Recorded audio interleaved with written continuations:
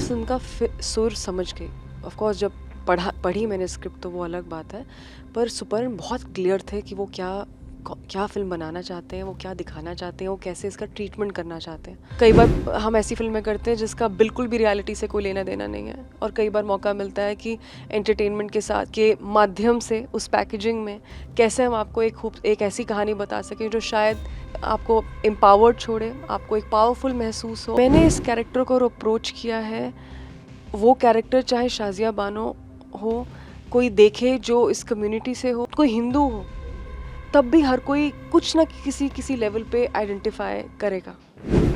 ये एक जब आप कहानी कोई स्क्रिप्ट पढ़ते हैं तो बतौर एक्टर ये मेरा काम है, ये मेरी विद्या है कि मुझे पढ़ना है, मुझे समझना है, सिर्फ पढ़ना नहीं है।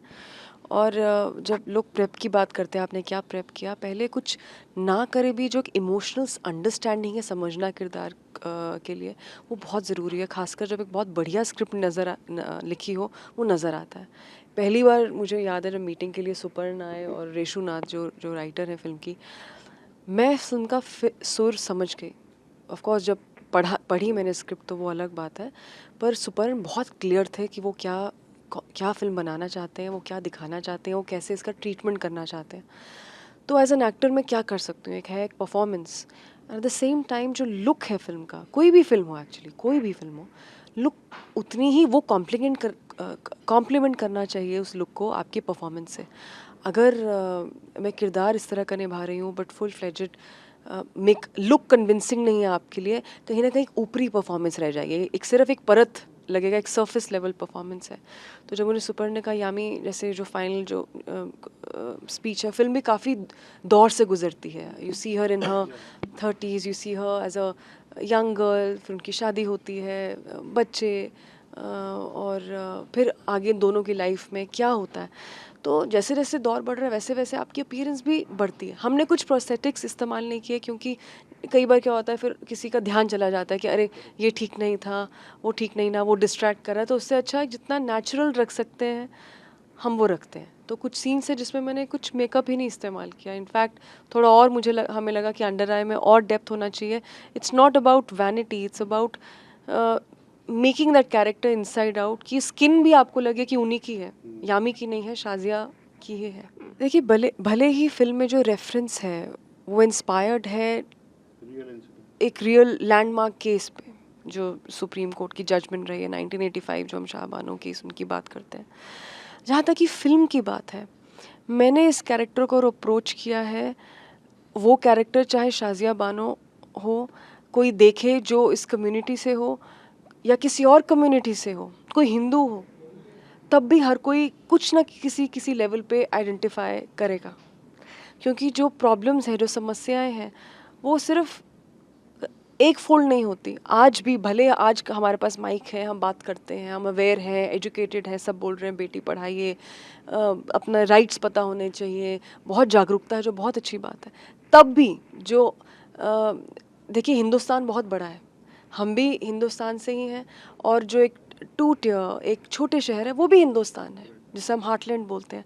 वहाँ की प्रॉब्लम्स और होंगी, वहाँ की समस्याएं और होंगी। हालांकि अब लीगल तौर पे ये आप नहीं दे सकते। 2017 में it was the current government they band it, but जो समस्याएं हैं कहीं ना कहीं हर एक औरत, किसी भी आप रिलीजन की हो, अपने आप को शायद मुझे लगता है ज़रूर देखेंगी। मुझे वैसे ट्रीट कीजिए जैसे हिंदुस्तान की औरत को ट्रीट करते हैं, बिल्कुल, ना कि मैं एक मुस्लिम औरत हूँ इसलिए मुझे ऐसा। तो आपको लगता है ऐसा इनजस्टिस होता है या ऐसा ट्रीटमेंट देखने का नज़रिया कुछ इस तरह से जनरलाइज करना थोड़ा मुश्किल है। जैसे मैंने कहा, बहुत बड़ा देश है, हमारा लीगल सिस्टम बहुत बड़ा है, बहुत सारे ऐसा ऐसा कहते हैं कि केसेस बहुत सारे हैं, पर शायद हमारे जो जजेस हैं, जुडिशरी सिस्टम है, वो ओवरबर्डन्ड है। तो मैं भी बहुत इंट्रीग्ड होती हूँ कि ये कैसे होता है, how do you sort out. कई बार कहते हैं हमें, आई मेट समवन जो कोई फैमिली फ्रेंड्स हमारे, ही वाज अ जज, हाई कोर्ट जज। उन्होंने कहा मैं जस्टिस में विश्वास करता हूँ, तो कई बार ऐसा होता है कि वो लोग प्रेजेंट भी नहीं होते, पर मुझे जो लगता है, जो फैक्ट्स हैं, मैं उन्हीं के फेवर में, कितनी बार ऐसा हुआ मैंने दे दिया है, जो शायद नहीं भी आ पाए हैं। Judgement because there is so much going on. कब तक मैं हम फाइल पेंडिंग रहेगी. तो हर एक सिस्टम के अपने अपने चैलेंजेस हैं.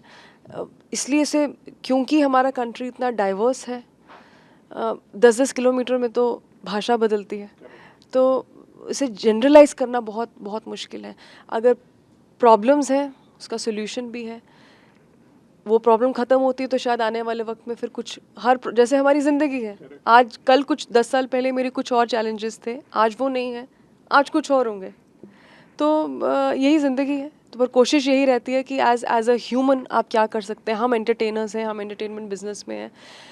कई बार हम ऐसी फिल्में करते हैं जिसका बिल्कुल भी रियलिटी से कोई लेना देना नहीं है, और कई बार मौका मिलता है कि एंटरटेनमेंट के साथ के माध्यम से उस पैकेजिंग में कैसे हम आपको एक ऐसी कहानी बता सकें जो शायद आपको एम्पावर्ड छोड़े, आपको एक पावरफुल महसूस हो, और कब क्या कोई रेफरेंस किसी का लेकर कुछ अच्छा हो जाए, ऐसा भी होता है.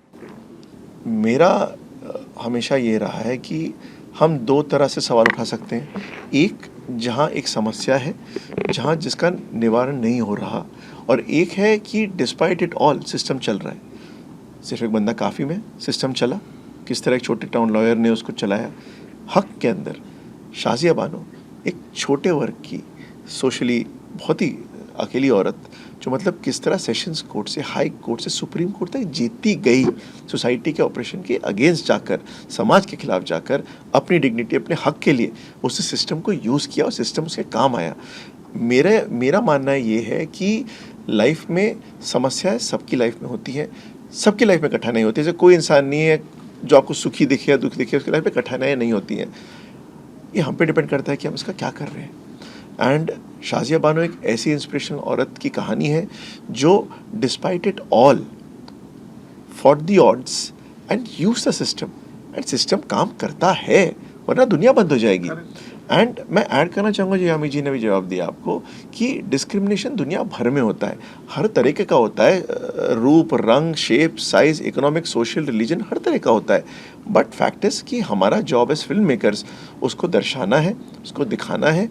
एंड अगर एक भी दिल हम बदल सकें और परिवर्तन कर सकें, या आपकी आंखों से हम जो लैक ऑफ नॉलेज का जो पर्दा है उसे हटा सकें. जैसे आपने अर्लियर ट्रिपल तलाक की बात की, हमारी फिल्म में दिखाया गया है कि उसे तलाक बिद्दत कहते हैं. कुरान में बाकायदा लिखा है कि तलाक तलाक तलाक करके नहीं दिया जाता. तलाक बोल के 3 महीने रुकता है इंसान. औरत प्रेग्नेंट हो सकती है या सुलह हो सकती है, 3 महीने बाद दूसरा तलाक होता है, उसके तीसरे बाद तीसरा तलाक होता है. ये सही तरीका है. सो ऐसी बहुत सारी चीज़ें हैं. एंड एक माध्यम के द्वारा एंटरटेनिंगली आप बहुत कुछ बता सकते हैं. इमरान के साथ काम करके कैसा एक्सपीरियंस रहा आपका? सिर्फ मेरा लास्ट में ये पूछना. बहुत अच्छा रहा. नहीं, सच में कई बार प्रमोशंस एक ज़रिया भी होता है थैंक यू बोलने का, क्योंकि सेट पे ऐसा बड़ा ऑड लगेगा थैंक यू रोज़ बोले. सेट पे लिटरली आपका ध्यान बिल्कुल काम पर होता है, और आप एक मशीन की तरह, इन द सेंस कि यू आर फोकस्ड, प्रोग्राम है कि ये आज अचीव करना है. तो काम मशीन की तरह नहीं करते, बट एक होता है, एक गोल है. Like Terminator had a goal. So we have a goal set by our director that this is something which we have to achieve. सच में बहुत अच्छा है, बहुत सुलझे हैं, और हर एक के पीछे ना, हर एक की सक्सेस के पीछे कोई ना कोई एक ज़रूर बात होती है जो विच इज़ वेरी डिस्टिंक्ट, चाहे आप उनको पसंद करें या ना करें, वेदर यू लाइक देम और नॉट, बट कोई एक बात ज़रूर होगी जो उनको स्टैंड आउट करता है हर एक के बारे में, हर एक के बारे में. No one is an exception to this rule, I believe. And I think उनका पेशेंस, उनका प्रोफेशनलिज्म, और उनकी कहीं ना कहीं एक चाह कि मुझे, अच्छा, एक सर्टन फिल्मों में लोगों ने एक टाइम पे देखा, पर अब मुझे अपने आप को एक फ्रेश पर्सपेक्टिव से प्रेजेंट करना है. Then he started doing a lot of such very performance based role, and till date he that's what he is doing. और लोगों का जो रिएक्शन होता है ऑडियंस का, मुझे लगता है वो कभी झूठ नहीं बोलता. वो बनावटी पीआर नहीं है, वो समझ में आता है बनावटी पीआर और एक ऑर्गेनिक की लोग आपकी फिल्म की वेट कर रहे हैं क्या रे. So I am very happy for him. मुझे ऐसे एक्टर्स के लिए ज़रूरी नहीं हम फ्रेंड्स हो, हमारी कोई बात नहीं होती apart from set, but that is not important. Important bit is आपका एक्सपीरियंस इतना अच्छा गया, आपने कुछ अच्छी फिल्म बनाई, साथ में गुड एनर्जी, तो दूसरे के लिए एक अच्छी विश निकलती है दिल से कि आप दूसरे को त्रास ना दें, आप हमेशा कुछ अच्छा करें कि सामने वाला कोई, चाहे आपके फेस पे बोले ना बोले, she should wish well for you, and I really wish well for Imran. छोटा आंसर था. आप सबसे फेयर है, मुझे पता है. हमेशा आपने बहुत बहुत साथ दिया है अच्छी फिल्मों का, हमारी फिल्मों का। मेरे साथ जो शख्स यहाँ बैठे हैं वो डायरेक्टर है फिल्म के। He is one of the most passionate and all heart human being. मुझे याद है वो दिन जिस दिन वो मीटिंग के लिए फ़र्स्ट टाइम आए थे, और वो इंटेंट क्या है डायरेक्टर की फिल्म के पीछे वहीं पता चलती है, और वो इंटेंट ऑडियंस वैसे ही कैच करता है। एंड एक फ़िल्म है, बहुत ज़रूरी फ़िल्म है, एक फ़िल्म है जो एक रेजिलियंस, लव, बिट्रेयल, सिस्टम, बहुत सारे सवाल भी हैं। जवाब आप खुद डिसाइड करेंगे, हम नहीं आपको कह रहे ये सही है ये गलत है, वो हमेशा ऑडियंस का ही डिसीजन होना चाहिए।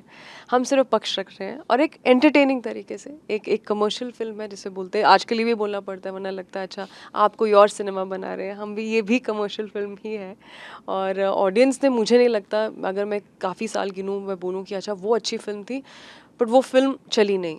आई थिंक ऑडियंस ने, हो सकता है कुछ एवरेज फिल्मों को बहुत चला दिया हो, which is they are being too generous, but अच्छी फिल्मों को तो कभी भी डिसअपॉइंट नहीं किया। एंड वी बिलीव हमने एक डिग्निटी के साथ एक फिल्म बनाई, एक डिग्निफाइड फिल्म बनाई है कि हम इस लायक समझते हैं इस फिल्म को कि आप तक पहुंचा पाए और आपका it's worth your time and money. So Haq releasing on 7th of November।